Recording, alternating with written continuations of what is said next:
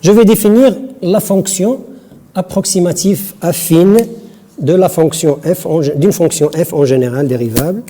Alors, soit f, une fonction toujours numérique définie sur un intervalle ouvert i et x0, un élément de i, si f est dérivable en x0, alors la fonction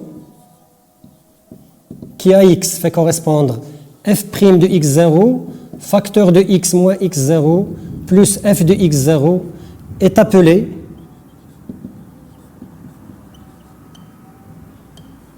non, un seul L, la fonction affine, c'est une fonction affine de la forme alpha x plus bêta, c'est la fonction affine approximative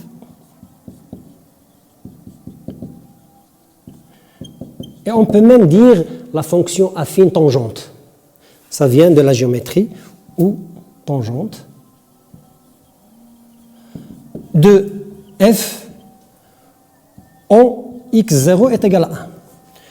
Et on note comme ça devient une notation que vous savez presque du collège, f de x, c'est presque en x0 est égal à, non, c'est pas 1 ici, c'est en général, en x0, c'est f' de x0, facteur de x moins x0 plus f de x0. Alors je peux donner là un exercice que vous pouvez faire et qui a un très bon but. Exercice.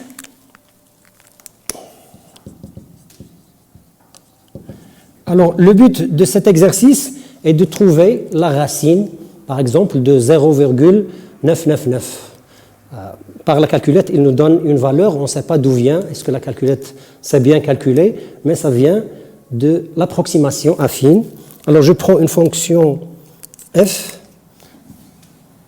soit la fonction, c'est toujours numérique, f définie par f de x est égal à racine de x plus 1. Alors, son domaine de définition, comme vous savez bien, ce qui est sous la racine doit être positif. Donc, il est défini sur moins 1 plus l'infini.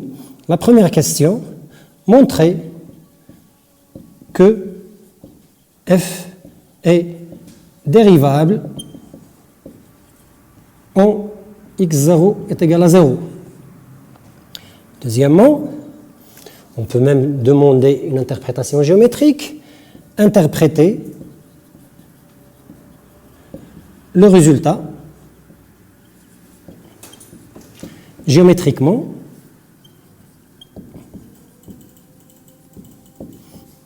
Troisièmement, donner la fonction affine tangente à f en x0 est égal à 0. Et quatrièmement,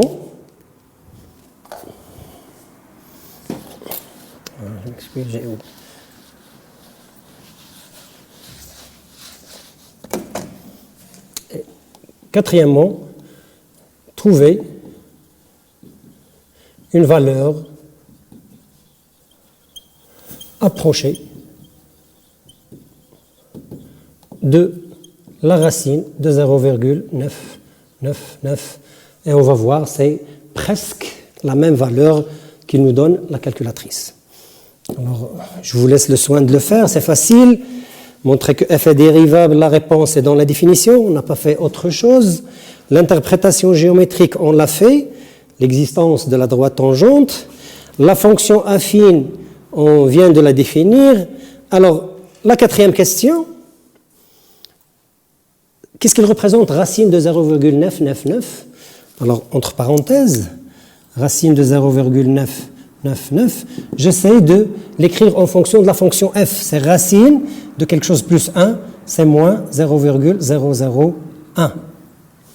Et on voit que moins 0,001 est égal à 0. C'est au voisinage de 0. Donc, c'est une valeur proche de 0. Donc, cette racine qui est égale à f de moins 0,001, elle est presque égale à f' de 0. Bien sûr, après avoir dit que le nombre dérivé existe, c'est f' de 0, facteur de x moins 0, c'est x, plus f de 0 qui est égal à 1. On se voit plutôt notre x, c'est x0 qui est presque égal à f' de 0, facteur de moins 0,001 plus f de 0 qui est égal à 1. En remplaçant, après avoir trouvé le nombre dérivé, on trouve que cette racine, c'est presque la même donnée par la calculatrice. Alors, c'est la notion de dérivabilité d'une fonction numérique en un point, mais si jamais la limite ne peut pas être valide ou bien trouvée d'une ou de l'autre côté, c'est-à-dire si la limite existe seulement à droite de x0 ou bien à gauche de x0. Alors qu'est-ce qu'on dit? Rien ne change. On va dire que f, si la limite existe à droite de x0 est réelle, on va dire que f est dérivable en x0 à droite. Et ce nombre dérivé, on va lui ajouter un petit d comme symbole de droite.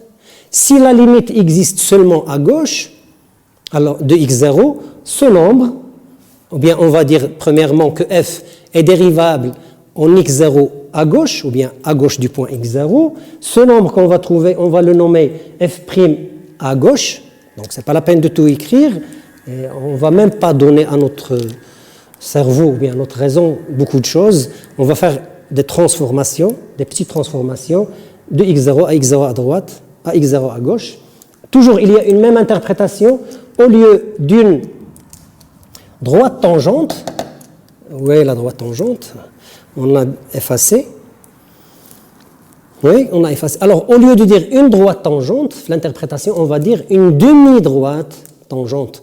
Alors, vous pouvez voir un exemple après qu'on va proposer sur GeoGebra. Alors, c'est la même chose à droite et à gauche.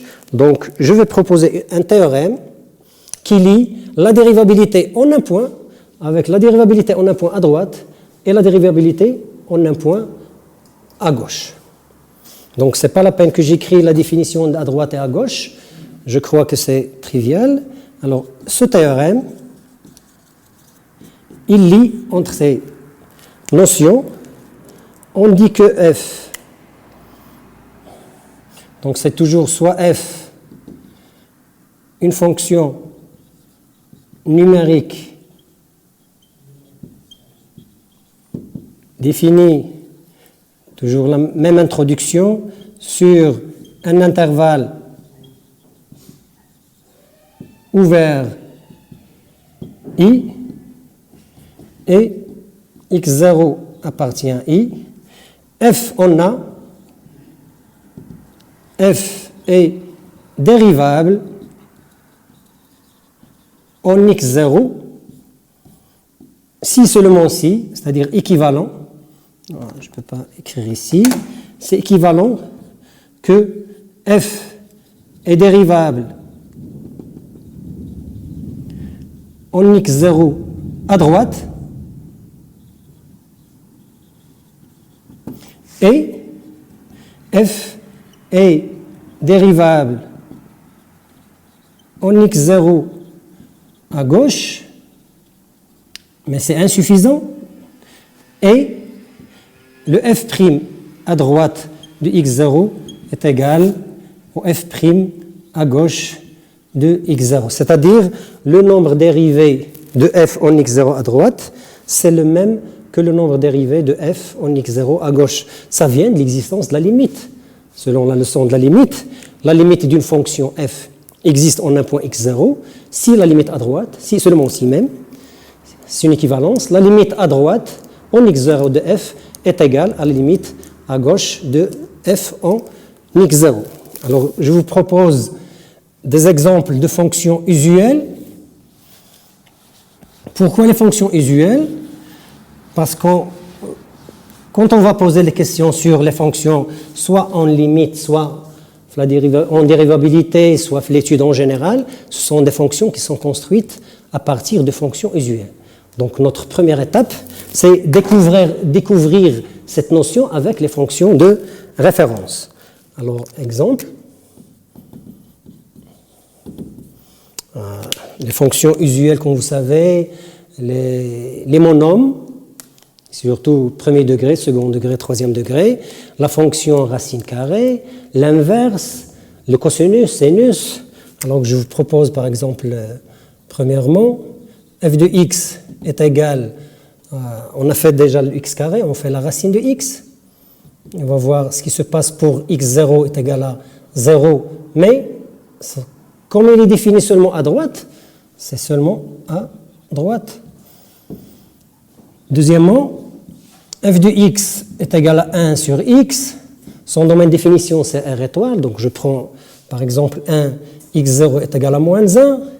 La troisième, je propose la fonction f de x est égal à sinus x. Et je prends mon x0 est égal à 0.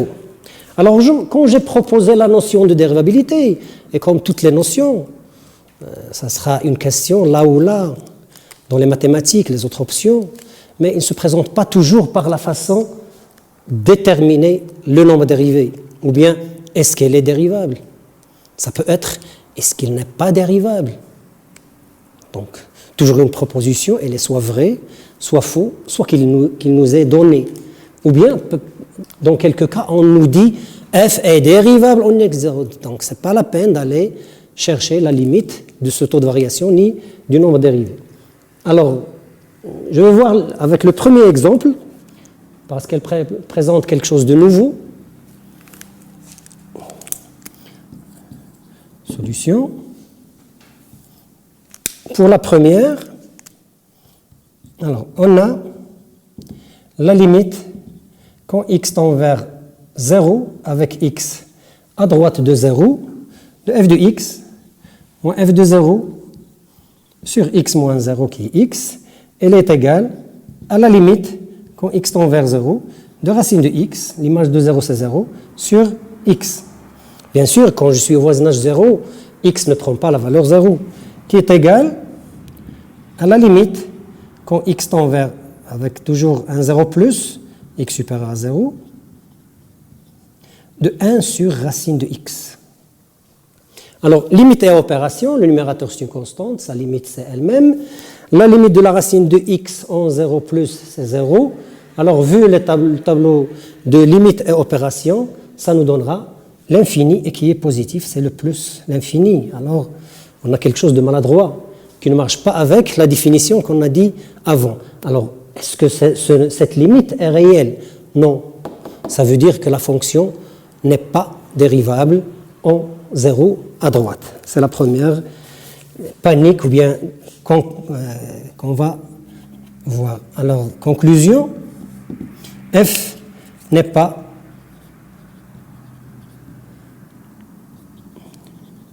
dérivable au point 0 à droite. C'est bon. La question qui se pose, f n'est pas dérivable en 0 à droite. Mais quelle interprétation géométrique? Est-ce qu'il y a une tangente? Est-ce qu'il y a une demi-tangente? Alors, revenons à l'introduction. On a dit que ce taux de variation, il présente le coefficient directeur de la droite AM. Maintenant, ce coefficient directeur, à sa limite, c'est infini. Alors, est-ce qu'on a une droite dont le coefficient directeur est infini? C'est bon, ça existe. Non, en physique, on le sait bien, c'est la chute libre. Alors, c'est la droite verticale. Donc ici, on va dire que cette courbe, elle admet pas de tangente, mais une demi-tangente, parce qu'on est à droite, elle admet une demi-tangente, à droite en 0, mais qui est verticale. Alors, c'est ce que je vais noter comme interprétation géométrique de ce résultat. Interprétation géométrique. Alors avant, on a dit qu'il n'est pas dérivable, c'est ça. CF, oui, admet une demi-tangente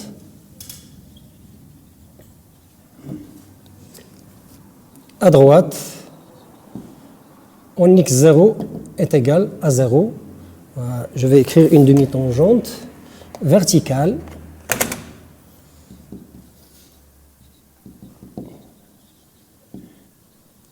à droite en x0 est égal à 0. On va voir sur la figure notre fonction de référence, la racine carrée, que vous avez étudié beaucoup de propriétés de cette fonction en tronc commun, dans la courbe aussi.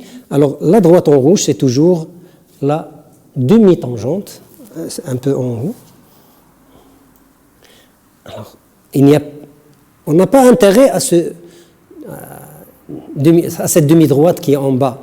Alors la courbe, ça se trouve à droite de 0, donc on a une demi-tangente vraiment qui est verticale. Il y a une question qui se pose, pourquoi c'est en haut et non pas en bas? Parce qu'en verticale, une demi-droite, même ce qui est en bas. Alors je vous laisse le soin de chercher la réponse à cette question que je pose il y a des années. Je reviens à un autre exercice. Je considère la fonction, soit f, la fonction numérique définie par... Alors, je vous laisse le soin de faire les autres exemples. C'est facile, ce n'est qu'une question de limite. Donc, comme vous voyez, la notion de dérivabilité est basée beaucoup sur la notion de limite. Seulement, on a donné des noms à des choses nouveaux. Alors, je vais définir une fonction comme ça. F de x est égal à x carré plus x pour x inférieur ou égal à 0. F de x est égal à 3x plus, ou bien 3x moins racine de x pour x supérieur ou égal à 0. Je m'excuse, je vais changer de membre. C'était sinus x. Pour aborder un peu les fonctions trigonométriques. Alors, étudier la question, étudier la dérivabilité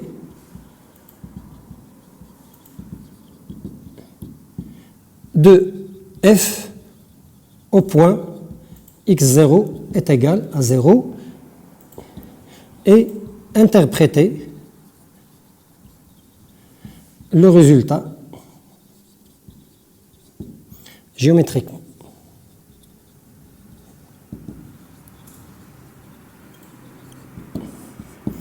Et comme ça, notre première partie de définition de notion de dérivabilité en un point s'achève. On va passer au deuxième paragraphe qui définit la notion de dérivabilité sur un intervalle. Je vous trouve dans un instant.